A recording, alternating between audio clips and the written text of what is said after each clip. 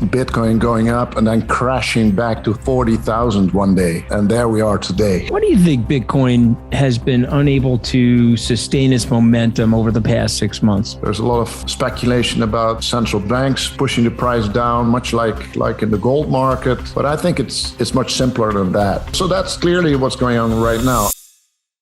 We probably joked about Bitcoin going up and then crashing back to 40,000 one day. And there we are today. Bitcoin is so volatile, it gets attacked for that attribute, but with the volatility comes the return. And I guess experienced investors know that there cannot be return without volatility. But I've seen it personally with the stock to flow model and with Bitcoin now 3 times up and 3 times down, that when Bitcoin is up very much, everybody wants to buy it. And stock to flow model and plan B is the man, the myth, the legend. But when it's down and where we are today, and we experienced that in March 2020 with the COVID, when COVID first hit us, but also in March 2019, when I published the article, we were really very much down. Then it's all Bitcoin is dead and it's a bear market. It will go to zero. It seems like a black or white thing. And investors and people in general seem to forget that it's just volatility and the overall trend. If you, for example, look at the 200-week moving average, the 4-year moving average, the overall trend is going up and never goes down. If an asset is very volatile, then the chances of estimating or evaluating it very precisely are lower than if it's an asset that doesn't move very much, so like gold or actually any other asset. To try to predict or evaluate Bitcoin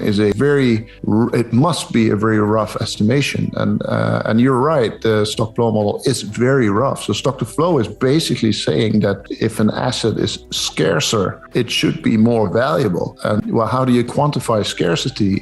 There is a known measure, that's the stock to flow measure. It's the number of years it takes for a reserve in a certain asset to replenish that reserve. So for gold, there is 60 years of production above ground stock. And so the stock to flow ratio is 60. So the scarcer an asset, the higher the stock to flow ratio, the higher the value of that market should be. And it's a very principle-based, very intuitive thing that scarce things are more valuable. And this model very roughly, very simply as well, because it doesn't use any other input variables, any other factors to value the Bitcoin. It uses that same scarcity to value Bitcoin. So it's very rough, it's very not precise, and I guess it would not be very usable for trading more than investing. So it's really a very rough compass, if you will, for investors. Why do you think Bitcoin has been unable to sustain its momentum over the past 6 months? Yeah,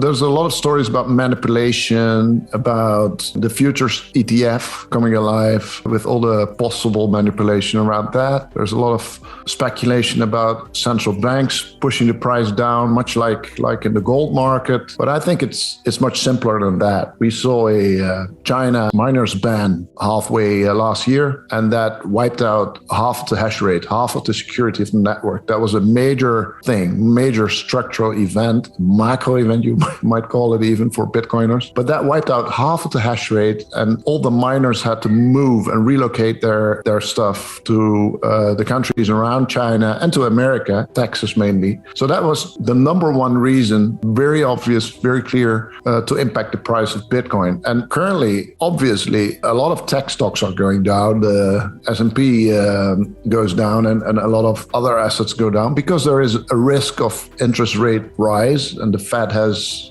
spoken about tapering, about cutting back on the quantitative easing. That helped any asset increase in value if it was real estate or stocks or Bitcoin. So if they would stop, if the central banks would stop the quantitative easing, the money printing, that would certainly impact assets, as would rising interest rates, of course, influence the asset valuations negatively. But that's clearly what's going on right now. And by the way, I think they're just talking the talk and not walking the walk. They normally try to push asset prices down, the central banks, by just mentioning rate hikes. And I don't know if they're really prepared to go all the way and crash the stock market, for example. In my experience, they won't run that risk. But it will be a very interesting couple of months. And that's, I guess, the main topic right now. And a lot of tech stocks are being hammered as we speak. We're starting starting to see countries, states, cities embrace Bitcoin. Why is that? And do you think that trend is going to continue? I certainly think that trend is going to continue. And as a matter of fact, there is rumors in the market that a second country after El Salvador will adopt Bitcoin within 3 months. We don't know which country that is, or well, those rumors, we'll talk about it. And there's a lot of countries thinking about it. And well, I think it's a very smart move, to be honest. If we look at El Salvador, if you declare Bitcoin as a strategic advantage, as a technology that will help your country and your citizens, and you make it legal tender like El Salvador did, then you attract a lot of Bitcoiners, technology, brains, capital, and much in the same way that America did with the Silicon Valley. If you embrace technology like Silicon Valley did, you attract all the engineers and all the capital and venture capital, and that will bring great prosperity to your country. So I think what El Salvador did was very wise. We saw it playing out last couple of months, and El Salvador is now one of the few countries in that region that has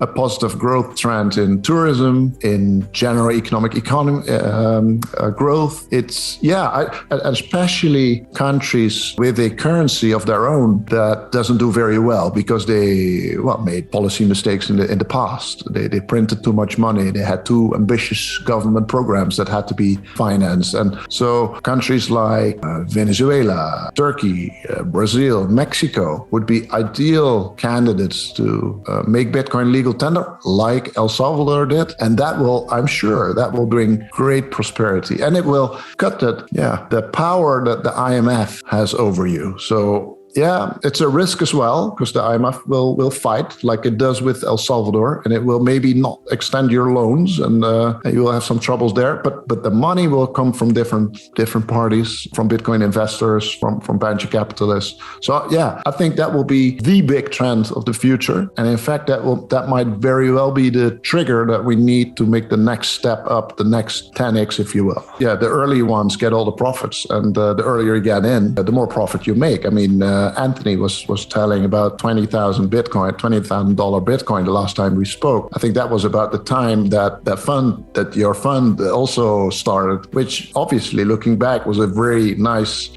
entrance level that current investors cannot make, and that will be the same with countries. So I don't know what the average price level was that El Salvador started investing, but yeah, the first mover advantage is huge. And it's a difficult. It must be a very difficult decision, as it is a difficult decision for individual investors and especially for institutional investors, but certainly even more for countries. But I guess you don't have to go all in. You can, like El Salvador, also they have two legal currencies. Legal tender. It's the dollar is also usable in El Salvador. You can sort of start slowly and step up that game.